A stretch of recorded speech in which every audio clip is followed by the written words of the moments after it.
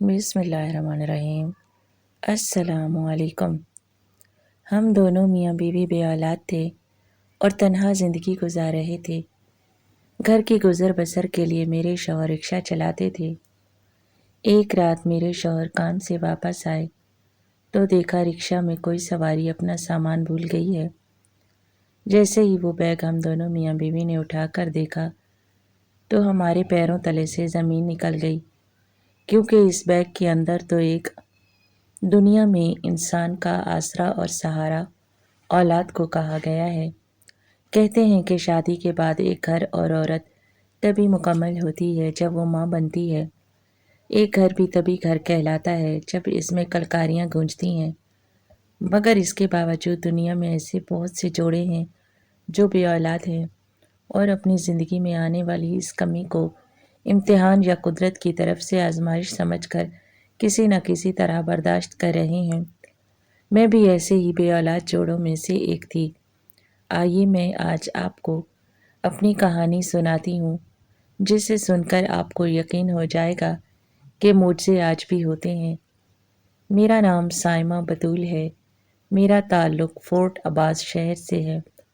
دوسری بہت سی لڑکیوں کی طرح جب میں نے جوانی کی دہلیز پر قدم رکھا تو میں نے بھی اپنی آنکھوں میں شادی کے سپنے سجانے شروع کر دیے، خاص طور پر تب جب ہر بات پر اماں یہ کہتی اگلے گھر جا کر کرنا۔ تب آہستہ آہستہ میری آنکھوں نے اور ذہن نے اگلے گھر کے سپنے بننے شروع کر دیے۔ کبھی کبھی تو اپنی سوچوں پر خود ہی ہنسی آ جاتی تھی، مگر خیر وقت گزرتا رہا۔ اماں ابا میرے لیے رشتہ دیکھتے رہے اور پھر آخر کار انہیں زاہد کے گھر والے اور زاہد پسند آ گئے۔ میں یہ بتاتی چلوں کہ میرا تعلق انتہائی متوسط گھرانے سے تھا، تو ظاہر ہے رشتے بھی ایسے ہی خاندانوں سے آنے تھے۔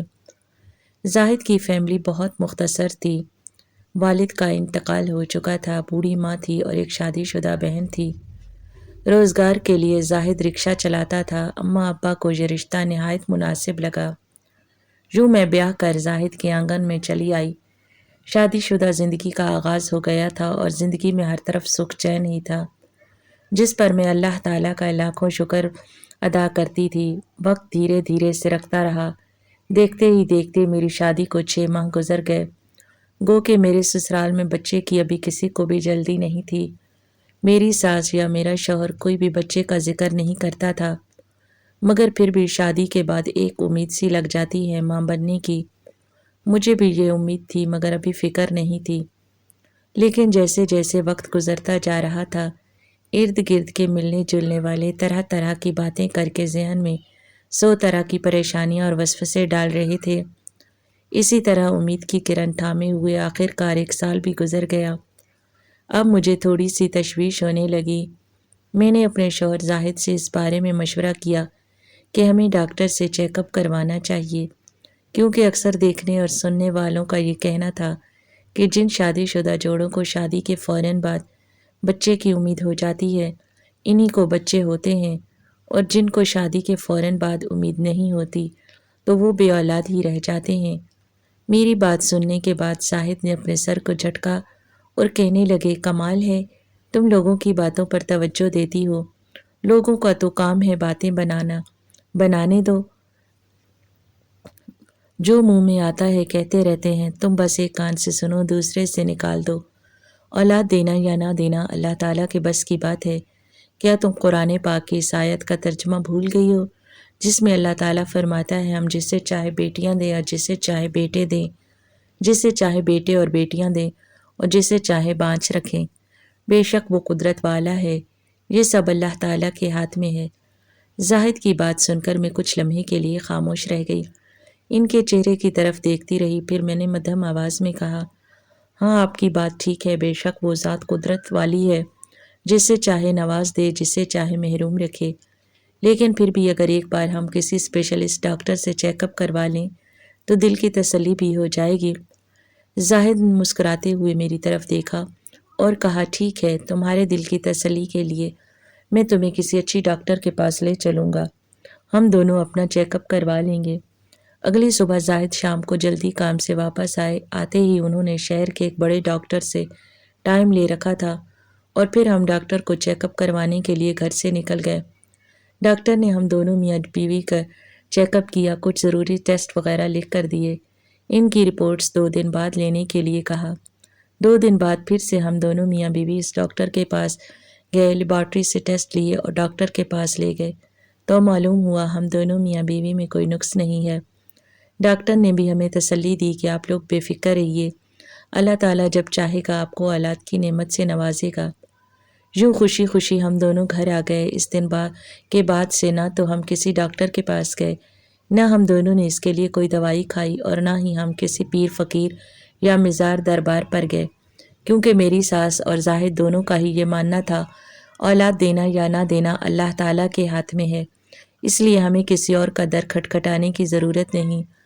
پھر وقت گزرتا رہا، دیکھتے ہی دیکھتے 5 سال گزر گئے۔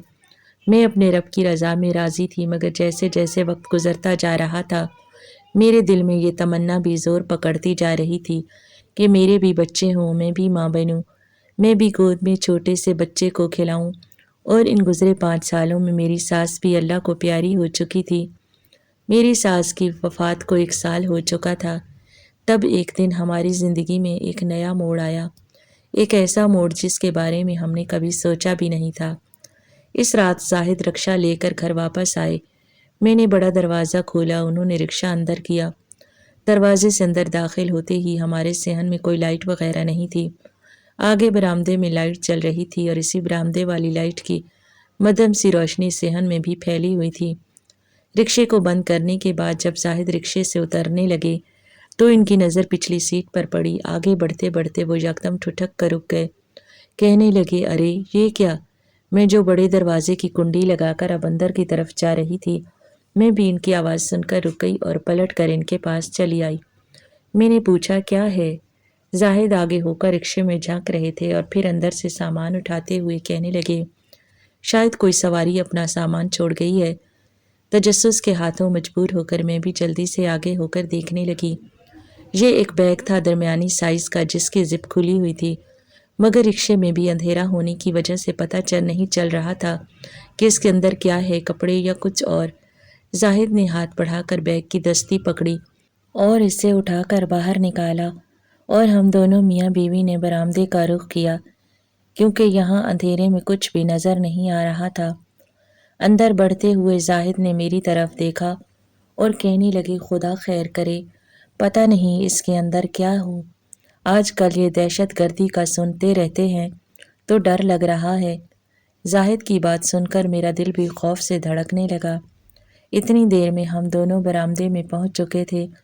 زاہد نے بیگ کو نیچے برآمدے کے فرش پر رکھا اور ہم دونوں نے اس کے اندر جھانکا تو سامنے موجود چیز کو دیکھ کر ہم دونوں میاں بیوی کے پاؤں کے نیچے سے زمین نکل گئی، کیونکہ بیگ میں ایک بچہ موجود تھا۔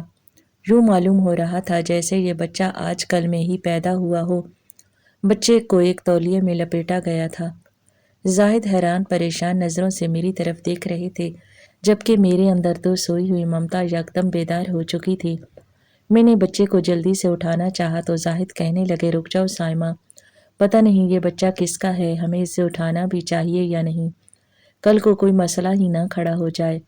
جبکہ میں نے سر جھٹک کر مسکراتے ہوئے بچے کی طرف دیکھ کر کہا، کچھ نہیں ہوگا، اللہ نے اسے ہمارے گھر بھیجا ہے۔ میں نے بچے کو تولیہ ہٹا کر دیکھا تو وہ ایک لڑکا تھا۔ میں نے اسے اٹھا کر اپنے سینے سے لگا لیا۔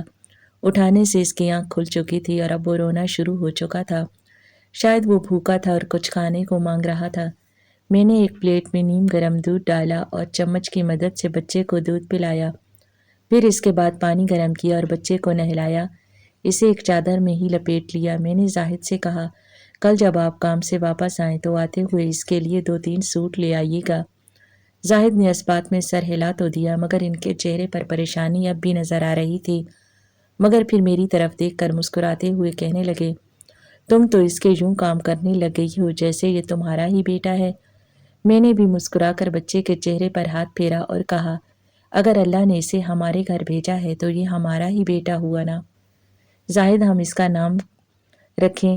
میں نے سوالیہ نظروں سے اپنے شوہر کی طرف دیکھا تو وہ کہنے لگے، جو تمہارا دل چاہے رکھ لو۔ میں تو خوش ہو چکی تھی، مجھے یوں محسوس ہو رہا تھا یہ جیسے میرا ہی بچہ ہے۔ میں نے اس کا نام محمد احمد رکھا۔ اگلے دن رات کو واپس آتے ہوئے زاہد اس کے لیے کپڑے بھی لے آئے اور ہم نے محمد احمد کو اپنا بیٹا سمجھ کر پالنا شروع کر دیا۔ ارد گرد ملنے جلنے والوں اور محلے والوں کو ہم نے یہی بتایا کہ محمد احمد کو ہم نے اڈاپٹ کیا ہے۔ وقت گزرتا رہا، محمد احمد بڑا ہو رہا تھا۔ وہ بڑا ذہین اور خوبصورت بچہ تھا۔ ہم نے اپنی بساط کے مطابق اسے تعلیم بھی دلوائی، مگر وہ سرکاری اسکولوں میں ہی پڑھ رہا تھا۔ محمد احمد کے آ جانے سے ہماری زندگی میں موجود جو خلا تھا وہ پر ہو چکا تھا۔ مجھے اب کسی چیز کی خواہش باقی نہیں تھی۔ مجھے کبھی محسوس بھی نہیں ہوا تھا کہ محمد احمد میں نے پیدا نہیں کیا۔ یوں ہی دیکھتے دیکھتے 18 سال گزر گئے۔ محمد احمد اس وقت FA کا طالب علم تھا جب ہماری زندگی میں ایک اور موڑ آیا۔ ایک موڑ ہماری زندگی میں تب آیا تھا جب ہمیں محمد احمد ملا تھا۔ اس نے بھی ہماری زندگی بدل دی تھی۔ اور یہ دوسرا موڑ ہماری زندگی میں تب آیا جب محمد احمد FA کا طالب علم تھا۔ رات کا وقت تھا جب دروازے پر دستک ہوئی۔ احمد نے جا کر دروازہ کھولا تو باہر کوئی عورت تھی۔ وہ بہت سوبر سی خاتون تھی۔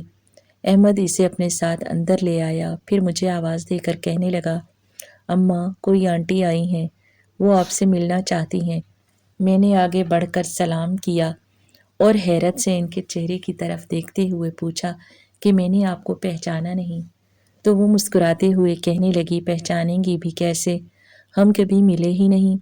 اتنی دیر میں احمد اندر سے 2 کرسیاں اٹھا لایا تھا۔ ہم دونوں وہیں صحن میں بیٹھ گئے۔ وہ عورت احمد کی طرف پر اشتیاق نظروں سے دیکھ رہی تھی۔ احمد برآمدے میں رکھی چارپائی پر بیٹھ کر پڑھنے لگا۔ وہ عورت مجھ سے باتیں کرتے کرتے بار بار احمد کی طرف دیکھنے لگتی۔ پھر وہ مجھ سے پوچھنے لگی، یہ آپ کا بیٹا ہے؟ میں نے اس بات میں سر ہلا دیا تو کہنے لگی، کیا نام ہے اس کا؟ میں نے کہا، اس کا نام احمد ہے۔ پھر اس نے اپنا تعارف کروایا اور کہا، میرا نام ڈاکٹر عذرا ہے۔ آج میں آپ کو ایک بہت بڑی حقیقت بتانے جا رہی ہوں۔ میں احمد کی وہ ماں ہوں جس نے اسے پیدا کیا۔ اس کی بات سن کر میں اپنی جگہ پر ساکت رہ گئی۔ میرا دل کانپ گیا تھا۔ میں نے اسے جلدی سے کہا، احمد میرا بیٹا ہے، میں اسے کسی کو نہیں دوں گی۔ تو وہ مسکراتے ہوئے میرا ہاتھ پکڑ کر کہنے لگی، بہن یقین جانو، میں تم سے احمد کو چھیننے نہیں آئی۔ وہ تمہارا ہی بیٹا ہے، بس اس لیے آئی ہوں تاکہ تمہیں حقیقت بتا سکوں۔ اس شہر کے بڑے ہسپتال میں نے اپنی ہاؤس جاب شروع کی۔ میں نئی نئی ڈاکٹر بنی تھی اور مجھے ہسپتال کے کلینک پر کام کرنے والے ایک لڑکے سے محبت ہو گئی۔ اپنے ماں باپ سے ذکر کیا تو انہوں نے فوراً انکار کر دیا کہ اپنا سٹیٹس دیکھو اور اس لڑکے کے خاندان کا سٹیٹس دیکھو، وہ وہاں پر ملازم ہے اور تم ڈاکٹر ہو۔ مگر اس وقت میری آنکھوں پر محبت کی پٹی بندھی ہوئی تھی۔ مجھے یہ سارے فرق دکھائی نہیں دے رہے تھے۔ میں نے فاروق سے چھپ کر شادی کر لی۔ احمد میرا اور فاروق کا بیٹا ہے، مگر فاروق کی محبت پانی کا بلبلہ ثابت ہوئی۔ جس طرح میرے گھر والے فاروق کو قبول کرنے کے لیے تیار نہیں تھے، اسی طرح فاروق کے گھر والے بھی مجھے قبول کرنے کے لیے تیار نہیں تھے، اور فاروق اس وقت پریشر کا سامنا ہی نہیں کر پایا اور اس نے مجھے چھوڑ دیا، کیونکہ فاروق کی کافی عرصہ پہلے اپنے خالہ زاد کے ساتھ منگنی ہو چکی تھی۔ فاروق کے گھر والوں نے اسے اس بات کی دھمکی دی کہ اگر اس نے اپنی خالہ کی بیٹی سے شادی نہیں کی تو اس کے والد اسے جائیداد سے آگ کر دیں گے۔ آخر کار فاروق نے ہتھیار ڈال دیے اور اپنی خالہ کی بیٹی سے شادی کر لی اور مجھے طلاق دے دی۔ جب مجھے طلاق دی، اس سے چند دن پہلے ہی احمد پیدا ہوا تھا۔ میرے ماں باپ اب احمد کو رکھنا نہیں چاہتے تھے۔ وہ چاہتے تھے کہ اب جب طلاق ہو چکی ہے تو ہم تمہاری اور شادی کریں گے۔ اس دن جب میں ہسپتال سے باہر نکلی تو ایک خالی رکشہ ہسپتال کے گیٹ پر کھڑا تھا۔ میں نے اپنے بیٹے کو ایک بیگ میں ڈالا اور وہ بیگ اس رکشے کے اندر رکھ دیا۔ خود میں نے اس رکشے پر نظر رکھی۔ بے شک اس بچے نے اس کے دادحال والے قبول کر رہے تھے اور نہ ہی نانحال والے، مگر میں تو ماں تھی۔ میں نے تو 9 مہینے اسے اپنے پیٹ میں رکھا تھا۔ میں نے اسے جنم دیا تھا۔ بات کرتے کرتے عذرا کی آنکھوں میں آنسو آ گئے۔ عذرا پھر سے کہنے لگی، میں نے اسے رکشے پر نظر رکھی اور اس کے پیچھے پیچھے تم لوگوں کے گھر تک آئی۔ جب میں نے یہ دیکھ لیا کہ یہ بچہ تم لوگوں نے آگے کسی کو نہیں دیا، خود اپنے پاس رکھ لیا ہے، تو مجھے اطمینان ہو گیا۔ میں وقتاً فوقتاً یہاں سے گزرتی تھی اور اپنے بیٹے کو اکثر اس گھر سے نکلتے ہوئے دیکھتی بھی تھی، مگر کبھی بھی یہ ہمت نہ کر سکی کہ جا کر بتاؤں کہ میں تمہاری سگی ماں ہوں۔ اس وقت میں نئی نئی ڈاکٹر بنی تھی۔ آج جب میں اپنے قدموں پر کھڑی ہوں، میرے پاس اپنا سب کچھ ہے، تو میں اپنے بیٹے کے لیے کچھ کرنا چاہتی ہوں۔ یہ سب باتیں سنتے ہوئے احمد بھی ہمارے پاس آ کر کھڑا ہو گیا تھا۔ اس کی آنکھوں سے بے آواز آنسو بہہ رہے تھے۔ اسی دوران میرے شوہر زاہد بھی گھر واپس آ چکے تھے اور وہ بھی ہمارے ساتھ ہی بیٹھ گئے اور باتیں سننے لگے۔ عذرا نے بتایا کہ فاروق سے طلاق کے بعد اس کے والدین نے اپنی پسند سے عذرا کی شادی کی، مگر نہ جانے خدا کو کیا منظور تھا کہ عذرا دوبارہ ماں نہ بن سکی۔ 20 سال شادی شدہ زندگی گزارنے کے بعد عذرا کا شوہر ایک کار ایکسیڈنٹ میں اپنے خالق کے حقیقی سے جا ملا۔ عذرا نے آگے بڑھ کر احمد کو گلے لگایا اور اس کے ماتھے پر بوسہ دیا۔ اس نے بتایا کہ وہ اب اپنے گھر میں اکیلی رہتی ہے۔ اگر ہم لوگ مناسب سمجھیں تو ہم دونوں میاں بیوی احمد کو ساتھ لے کر اس گھر پر شفٹ ہو جائیں، مگر ساتھ ہی اس نے یہ بھی کہا کہ وہ ہمیں اس بات پر مجبور نہیں کرتی۔ اگر احمد کا یا ہم سب کا دل مانے تو ہم اس کے ساتھ رہ سکتے ہیں۔ اس طرح اس کی تنہائی بھی ختم ہو جائے گی اور احمد بھی اس طرح ہماری نظروں کے سامنے بھی رہے گا۔ عذرا کے دل کو بھی ٹھنڈک پہنچتی رہے گی۔ عذرا جا چکی تھی جبکہ اس سب قدرت کے اس نرالے کھیل پر حیران تھے۔ ہم دونوں میاں بیوی نے اس معاملے پر خوب سوچا، احمد سے بھی مشورہ کیا اور ہم اس نتیجے پر پہنچے کہ بے شک احمد کو پال پوس کر بڑا ہم نے کیا ہے، مگر پیدا تو عذرا نے کیا ہے۔ عذرا ہی اس کی حقیقی ماں ہے۔ عذرا کو بھی حق حاصل ہے کہ وہ احمد کو دیکھ کر اپنی آنکھیں ٹھنڈی کرے۔ اگلے دن شام کو عذرا دوبارہ سے ہمارے گھر پر موجود تھی، تو ہم نے اسے اپنے فیصلے سے آگاہ کیا کہ ہم اس کے ساتھ جانے کے لیے تیار ہیں۔ ہماری بات سن کر عذرا بہت خوش ہوئی۔ یوں ہم تینوں عذرا کے ساتھ اس کے گھر میں شفٹ ہو گئے۔ عذرا کا گھر کیا تھا، ایک محل تھا۔ اتنے بڑے محل میں وہ اکیلی رہ رہی تھی۔ اب ہم چاروں ایک خاندان کی طرح اکٹھے رہتے تھے۔ عذرا شہر کے سب سے بڑے ہسپتال میں ڈاکٹر تھی۔ عذرا کے بے حد اصرار پر زاہد نے رکشہ چلانا بھی چھوڑ دیا۔ عذرا نے اس کا رکشہ کسی غریب شخص کو دے دیا۔ احمد نے اپنا FSC ایگزام کلیئر کر لیا تھا۔ عذرا نے لاہور کی سب سے بڑی یونیورسٹی میں اس کا داخلہ کروا دیا۔ احمد کی یونیورسٹی کی تعلیم ابھی جاری ہے، وہ یونیورسٹی پڑھنے کے لیے چلا جاتا ہے۔ عذرا ہسپتال چلی جاتی ہے اور اس محل نما گھر میں اور میرے شوہر سارا دن اکیلے ہی رہتے ہیں۔ شام کو عذرا واپس آ جاتی ہے تو ہم سب مل جل کر کھانا کھاتے ہیں۔ جب کبھی احمد یونیورسٹی سے چھٹیوں پر گھر آیا ہو تو وہ اکثر ایک بات کا ذکر کرتے ہوئے ہنستا ہے کہ میں دنیا کا خوش قسمت ترین انسان ہوں کہ مجھے 2 ماؤں کا پیار ملا۔ ہم دونوں مائیں اپنے بیٹے کے چہرے پر پھیلی یہ خوشی دیکھ کر پروردگار سے اس کی دائمی خوشیوں کی دعا مانگتی ہیں۔ آج بھی جب میں کبھی تنہا بیٹھتی ہوں تو اپنی زندگی میں آنے والے اس حیرت انگیز موڑ کے بارے میں سوچتی ہوں جس نے ہم دونوں میاں بیوی کی زندگی کا رخ ہی بدل دیا تھا۔ آج ہم دونوں میاں بیوی اور ہمارا بیٹا وہ زندگی جی رہے ہیں جس کا ہم نے کبھی تصور بھی نہیں کیا، اور شاید یہ میرے پروردگار نے میرے اس صبر کا پھل مجھے دیا جو میں نے اس کی رضا پر راضی رہ کر کیا۔ ناظرین، مزید اس طرح کی سبق آموز کہانیاں اور واقعات سننے کے لیے ہماری ویڈیو کو لائک کریں، شیئر کریں، چینل کو سبسکرائب کرنا مت بھولیے گا۔ شکریہ۔